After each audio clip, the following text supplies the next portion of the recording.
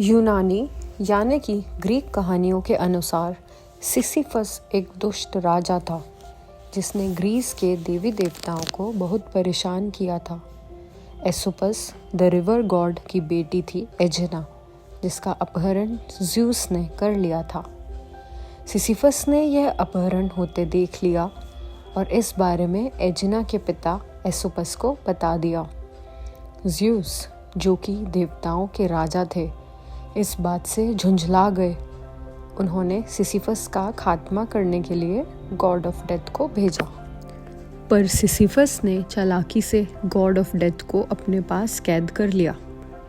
God of death के कैद हो जाने के कारण लोगों की मौत होना ही बंद हो गई और धरती पर एक इम्बैलेंस बन गया, जिससे परेशान होकर देवी देवताओं ने गॉड ऑफ वॉर को भेजा। गॉड ऑफ वॉर ने गॉड ऑफ डेथ को छुड़वाया और धरती का बैलेंस वापस ठीक किया। अब जब सिसिफस की मौत का समय आया तो उसने अपनी पत्नी से कहा कि मरने के बाद मेरा अंतिम संस्कार ना करना। और जब मरने के बाद सिसिफस आया हेडस के सामने तो उसने हेडस से कहा कि उसकी पत्नी ने उसका अंतिम संस्कार ही नहीं किया है और अंतिम संस्कार करवाना तो उसका हक है। वो हेडस से धरती पर वापस जाने के लिए थोड़ा समय मांगता है ताकि वो वापस जाकर अपनी पत्नी को सबक सिखा सके और अपना अंतिम संस्कार करवा के वापस आ सके। हेडस मान जाता है, पर अपने स्वभाव अनुसार धरती पर आने के बाद सिसिफस यहाँ मज़े से रहने लगता है और वापस जाने से इनकार कर देता है।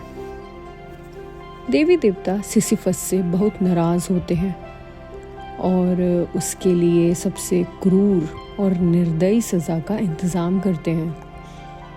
जब आप सज़ा शब्द सुनते हैं तो आम तौर पर आपको जेल में कैद किसी व्यक्ति का दृश्य नज़र आ सकता है, और अगर क्रूर सज़ा कहा जाए तो शायद आप सोच सकते हैं बेड़ियों से बंधा कोई व्यक्ति जिस पर कोड़े बरसाए जा रहे हों।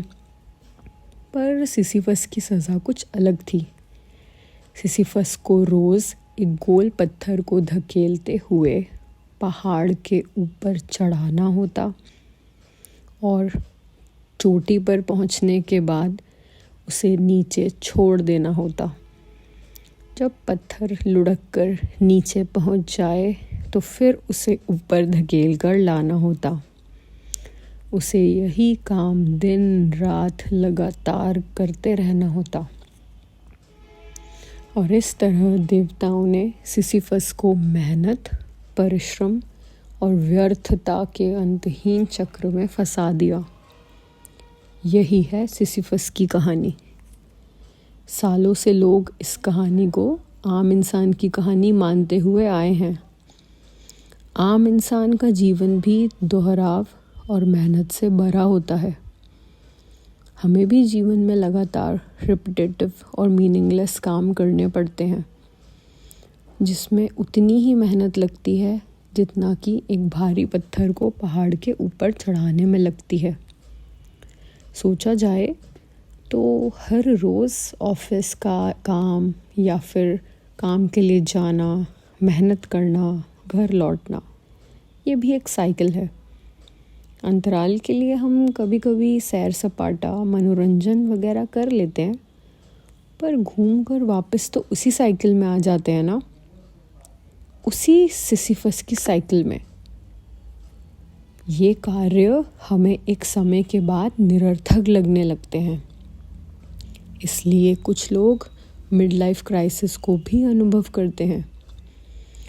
इन निरर्थक कार्यों को करके अंततः किसी को कुछ हासिल भी नहीं होता, और यही आम इंसान के दुख का कारण है। हम सब सिसिफस को भी दुखी मानते हैं। यहीं से अल्बेर कामू के विचार की शुरुआत होती है। उन्हें सिसिफस दुखी नहीं, खुश लगता है।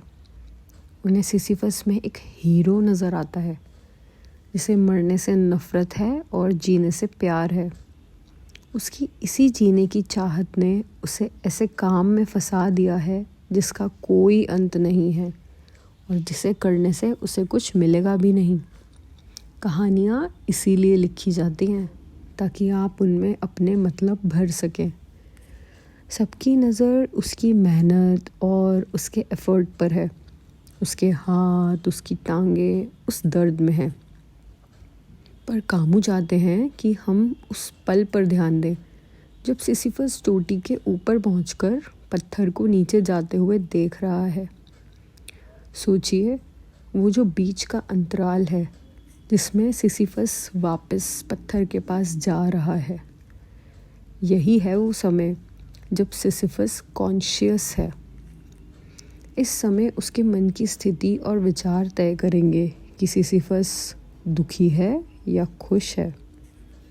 जो ब्रीदिंग स्पेस उसे उस समय मिला है जिसमें वो अपनी तकलीफ़ों के पास वापस जा रहा है, ये जानते हुए भी कि इस तकलीफ़ का कभी अंत नहीं होगा, उसने अपने भाग्य को पूरी तरह स्वीकार किया है। अपनी तकलीफ़ों के पास वापस जाने का समय ही वो समय है जब सिसिफस उस पत्थर से भी ज़्यादा ताकतवर है। फिर से अपनी तकलीफ़ों के पास वापस जाना, उनका सामना करना, यह फ़ैसला लेना, यही समय है वो समय जब आप उन तकलीफ़ों से जीत जाते हैं। पीड़ा के बावजूद सिसिफस ने निराशा के सामने आत्मसमर्पण न करने का फ़ैसला किया है और यही उसे हीरो बनाता है। कुचल देने वाली सच्चाइयों को जब इंसान स्वीकार कर ले तो वो नष्ट हो जाती हैं। भाग्य को बदलना नहीं बल्कि भाग्य को स्वीकार करना भी एक तरह का विद्रोह है जिसमें सिसिफस की जीत है। आत्महत्या करना या किसी और भाग्य की कल्पना करना भाग्य के आगे हार मानने जैसा है।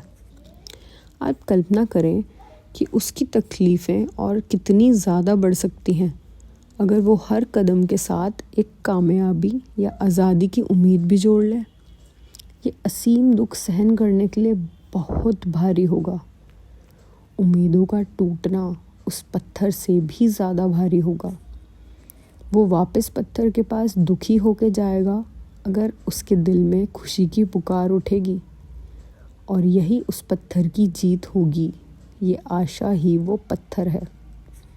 एक मशहूर लेखक ने कहा है, हे भगवान, जिन चीज़ों को हम नहीं बदल सकते उनको स्वीकार करने की शक्ति देना, जिन चीज़ों को बदलना चाहिए उन्हें बदलने का साहस देना, और ऊपर दी गई दोनों चीज़ों का अंतर पहचानने की समझ देना। ऑल इज़ वेल एक अद्भुत वाक्य है। यह सिखाता है कि सब कुछ खत्म नहीं हुआ है, सब कुछ खत्म हो ही नहीं सकता। ये शब्द असंतोष और व्यर्थ कष्टों को प्राथमिकता देने से हमें बचाते हैं और भाग्य को भगवान के हाथों से निकालकर मनुष्य के हाथों में लाके दे देते हैं। सिसिफस का जो छुपा हुआ आनंद है वो इसी चीज़ में है कि उसका भाग्य उसके हाथों में है, उसकी चट्टान उसका भाग्य है और ये उसने स्वीकार किया है। सिसिफस पहाड़ी के ऊपर है, वो देवी देवताओं को नकारता है और चट्टान को उठाता है। वह देवी देवताओं को याद कर सकता है, उनसे माफ़ी भी मांग सकता है या मदद मांग सकता है, पर वो ऐसा ना करके चट्टान की ओर दोबारा बढ़ता है। उसने भी कहा, ऑल इज़ वेल सिसिफस, अपने भाग्य का चुनाव खुद कर रहा है वो, और इसीलिए उसे ये काम ना तो कष्ट दे रहा है और ना ही निरर्थक लग रहा है। वो पत्थर ही उसकी दुनिया बनता जा रहा है। ऊंचाइयों तक पहुंचने का संघर्ष ही इंसान के दिल में जोश भरने के लिए काफ़ी है, और इसीलिए मेरा सिसिफस खुश है।